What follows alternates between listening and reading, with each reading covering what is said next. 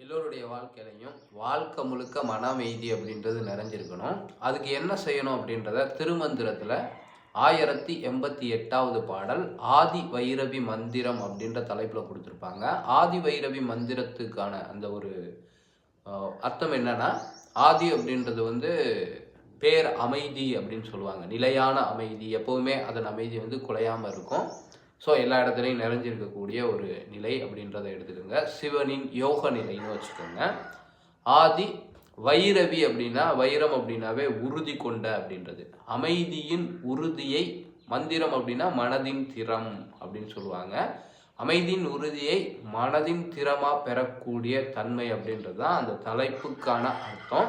So அதில் 1088வது பாடல் என்னன்னா, காரணி மந்திரம் ஓதும் கமலத்து பூரண கும்பவி ரேசகம் பொருந்திய அப்படின்னு சொல்லிட்டு ஃபர்ஸ்ட் 2 வரி இருக்கும்.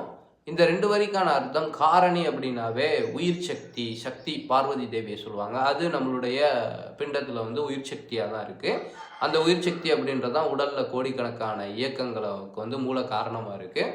ஸோ இந்த இயக்கங்களை நீங்கள் கவனிக்கும்போது, காரணி மந்திரம் அப்படின்னாவே அந்த உயிர் சக்தியை மனதின் திறத்தினால நாம் அந்த உயிரோட ஒன்றி இருத்தல், மனதை கொண்டு போய் உயிரின் இயக்கத்தோட ஒன்றுதல் அப்படின்றது தான் தவம்னு சொல்லுவாங்க. அது மூலாதாரம், சுவாதிஷ்டானம், மணிப்பூரகம், அநாகதம், விசுத்தி, ஆகினி, துரியம்னு 7 இடங்களில் நாம் கவனிக்க முடியும். அப்படி கவனிக்கும்போது காரணி மந்திரம் ஓதும் கமலத்து அப்படின்னு சொல்லுவாங்க. அந்த நிலையில் நாம் இந்த பஞ்சபூதங்களோட தொடர்பு கொண்டது 5 சக்கரங்களாக சொல்லுவாங்க. அதை தாண்டி 6வது அறிவு, 6வது நிலைக்கு அப்படிங்கிறதுக்கு பகுத்து ஆராயக்கூடிய நிலைக்கு ஆகினை சொல்லுவாங்க. இது எந்த நிலைக்கு பயணப்படணும், அமைதியின் தன்மையை பெறணும் அப்படின்றதுக்காக 7வது சக்கரத்தை சொல்லுவாங்க. இந்த சக்கரங்களில் நமக்கு ஒலிகள் எழும்பும். இப்போ உதாரணத்துக்கு அநாகதத்தை ஒருத்தன் கவனிக்க ஆரம்பிக்கிறான், அதாவது தன்னுடைய நெஞ்சையே அவன் கவனிக்க ஆரம்பிக்கிறான்னா அங்கே இதயத்தின் துடிப்பு அப்படின்றத அவனால் உணர முடியும். அந்த ஒளியை கூட கேட்க முடியும் இந்த காதுனால கூட.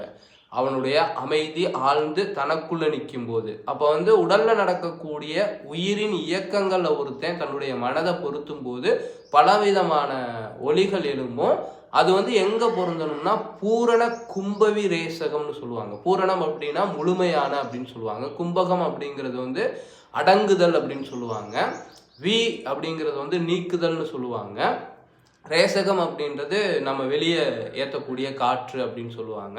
ஸோ நம்மளுடைய இந்த மூச்சு காத்தானதை கவனித்து உயிரின் இயக்கத்தில் கவனம் வைக்கும்போது அது மற்ற சக்கரங்களுக்கு கீழ்நிலைக்கு போகக்கூடாது, உயர்ந்த நிலையான துரிய நிலைக்கு, அமைதி நிலை நோக்கி